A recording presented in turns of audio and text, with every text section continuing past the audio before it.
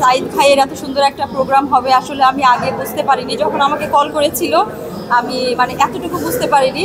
ভেবেছিলাম যে এখনের অ্যাওয়ার্ড প্রোগ্রামগুলো তো আসলে মানে গুণীজনদেরকে ঠিকমতো দেখাই যায় না, খুব কম।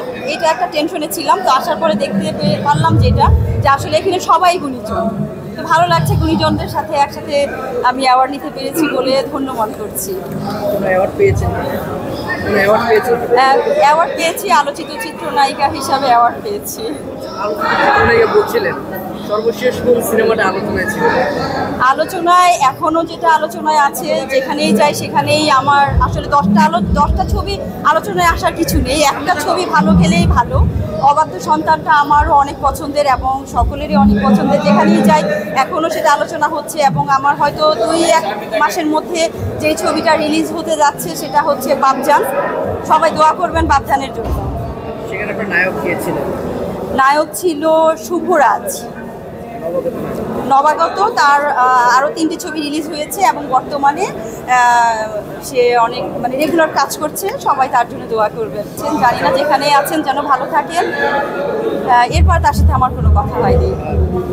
আন্দোলন ছিল, সে সময় আসলে আন্দোলন নিয়ে কোনো কথা হয়েছিল কিনা? না, আন্দোলন নিয়ে কথা হয়নি। তো আমাদের শিল্পী সমিতি নিয়ে কথা হয়েছিল। তারপরে তো আন্দোলন শুরু হলো। আন্দোলন নিয়ে কোনো কথা তার সাথে তখন হয়নি। আসলে তারা পালিয়ে গেছে কিনা সেটা সঠিকভাবে বলতে পারি না, কারণ তাদের কারোর সাথেই আমার কোনো ব্যক্তিগতভাবে যোগাযোগ নেই। তবে চলচ্চিত্র এখন শিল্পী সংকটের মধ্যে আছে। তো সেই জায়গাটাকেই আমরা চেষ্টা করছি, যারা আমরা এখন রানিং কাজ করছি তারা চেষ্টা করছি সেই জায়গাটা যেন অতি শীঘ্রই আমরা পূরণ করতে পারি। দর্শক যেন আবারও হলে আসে ছবি দেখতে পারে।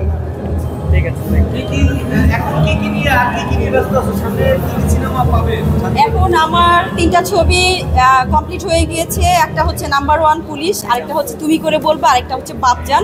খুব শীঘ্রই হয়তো 2-1 মাসের মধ্যেই হলে আসবে বাপজান ছবিটি।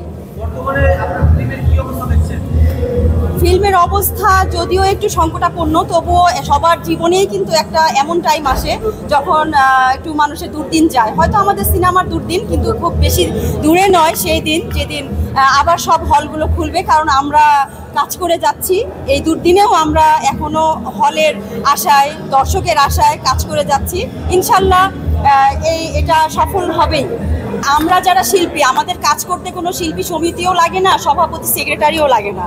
কিন্তু আমাদের শিল্পী সমিতির যে কার্যক্রমগুলো থাকে সেটার জন্য সভাপতি এবং সেক্রেটারিকে অবশ্যই উপস্থিত থাকতে হয় এবং যারা অন্যান্য যারা আছে তাদের সবাইকে উপস্থিত থাকতে হয়। আমাদের সময়ে নিপুণাপা আমাদের সময়ে কিন্তু আমরা সব সময় আমরা শিল্পী সমিতিতে ছিলাম। সব কার্যক্রমগুলো সম্পূর্ণ করার, ভালোভাবে কাজ করার আমরা চেষ্টা করেছি। চেয়ারে কেউ বসেও করেছি, চেয়ারের বাইরেও আমরা করেছি। তো এখন যে অবস্থা দেখছি যে সভাপতি সেক্রেটারির তেমন কোনো ভূমিকা নেই, তো আমার মনে হয় যে শিল্পী সমিতির কার্যক্রম বন্ধ না করে চালিয়ে যাওয়া, যারা ভারপ্রাপ্ত সভাপতি আছে বা ভারপ্রাপ্ত সেক্রেটারি আছে তাদের উচিত সুন্দরভাবে চালিয়ে নিয়ে যাওয়া, যেন সামনে আমাদের সুদিন আসতে বেশি দেরি না হয়। জায়েদ খান আসলে অনেক কাজ করেছে। আমি নিজে শিল্পী হয়ে এরকম কিছু দেখতে পাইনি। শুধু দেখেছি শিল্পীদের পদ স্থগিত করা, শিল্পীদেরকে অত্যাচার করা, মানসিক টর্চার করা, এগুলোই আমি দেখেছি জায়েদের কাছ থেকে। আমি নিজেও একজন ভুক্তভোগী এবং আমিও কিন্তু মামলার আমরা হাইকোর্টে শরণাপন্ন হয়েছি। তো জায়েদ কী কাজ করেছে আসলে আমার বোধগম্য না। তবে তারপরের যে প্যানেল, নিপুণাপুর প্যানেল, ইলিয়াস কাঞ্চনের প্যানেল, সেখানে আমরা যতটুকু দেখেছি বা আমরা যতটুকু লাভবান হয়েছি, শিল্পীরা কাজ করতে পারছে। নিপুণাপুও অনেক চেষ্টা করছে যে সেও অনেক কাজ করেছে, তারও ছবি রিলিজ হয়েছে।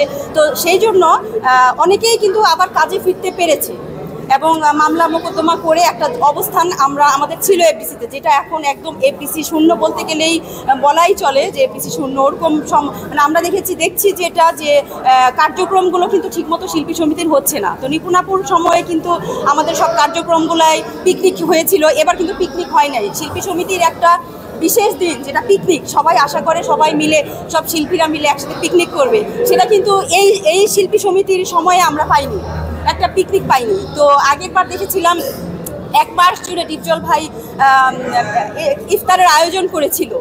হ্যাঁ, তো এবার কিন্তু ইফতারের আয়োজন হয় নাই।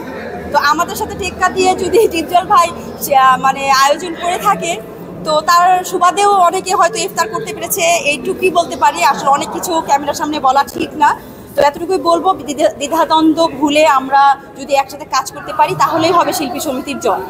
আপনি যদি একটু বলেন যে আপনার সমর্থিত কমিটি তাদের উল্লেখযোগ্য কাজ কি ছিল শিল্পীদের কল্যাণে? শিল্পীদের কল্যাণে আসলে শিল্পী সমিতির কাজ যেটা ছিল শিল্পীদেরকে একসাথে একত্রবদ্ধ করে রাখা। এরপর হলো আমাদের বছরে একটা পিকনিক, যেটা আমরা অনেক ধুমধামভাবে পালন করি, সেই পিকনিকও করতে পেরেছে, দুইবার নিপুণাপু পিকনিক পেয়েছে। এবং শিল্পী সমিতির সমস্ত কার্যক্রমে সে উপস্থিত ছিল, কোনো কারণে তাকে পালিয়ে থাকতে হয়নি, তাকে দেশের বাইরেও সে যায়নি। যখন অনুষ্ঠানগুলো হয়েছে, প্রোগ্রামগুলো হয়েছে সেই ডেটে, সে দেশের বাইরেও থাকতো না, তার আগে সে দেশে উপস্থিত থাকতো। প্রশ্নটাই করতে পারলাম না।